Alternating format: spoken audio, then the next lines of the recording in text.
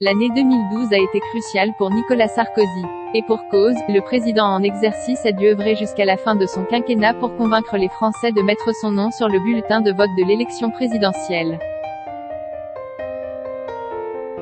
Afin de faire sensation durant ses meetings, l'époux de Carla Bruni a pris soin de travailler chacune de ses sorties. À l'époque, Roselyne Bachelot, qui était encore ministre des Solidarités et de la Cohésion sociale, et de tous les meetings, selon des propos rapportés par Gérard Davet et Fabrice Lhomme dans leur livre Histoire secrète de la droite française, paru le 24 mars aux éditions Pluriel. L'attitude adoptée par celle-ci durant ses rendez-vous politiques n'a d'ailleurs pas été du goût du chef de l'État. Nicolas Sarkozy ne la supporte pas, il la traite même de poufiasse devant témoins.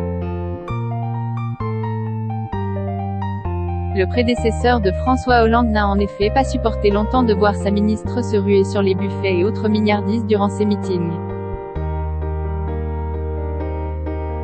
Le candidat s'agace de l'avoir dévoré ses chouquettes, mais elle est populaire, alors. Alors qu'il a besoin de concentration avant d'entrer dans l'arène, Nicolas Sarkozy s'est quelquefois laissé déconcentrer par Roselyne Bachelot, qui semblait profiter d'une pause gourmande tandis que lui était au travail. Elle restait dans la loge pendant qu'il se concentrait, ça le rendait fou. Elle bouffait tous les petits fours, s'est remémoré l'ancien directeur adjoint de la campagne de Nicolas Sarkozy, Jérôme Lavrieux, auprès de Gérard Davet et Fabrice Lhomme. Une loge dans laquelle elle s'est aussi retrouvée en petite tenue face au président. Décidément, plus amis qu'ennemis, si Roselyne Bachelot a un temps agacé Nicolas Sarkozy, de l'eau a coulé sous les ponts depuis. De retour au cœur du pouvoir, la ministre s'est rabibochée avec l'ancien président de la République.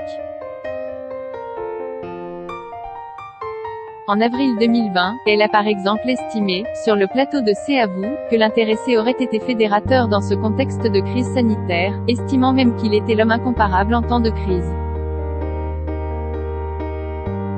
Le mari de Carla Bruni, qui a plusieurs fois laissé entendre qu'il avait pris ses distances avec la politique, a quant à lui tenu à appeler en personne son ancienne ministre, 1 heure seulement après sa nomination au ministère de la Culture pour la féliciter, selon les informations de Paris Match. Preuve qu'avec le temps, leurs relations se sont apaisées.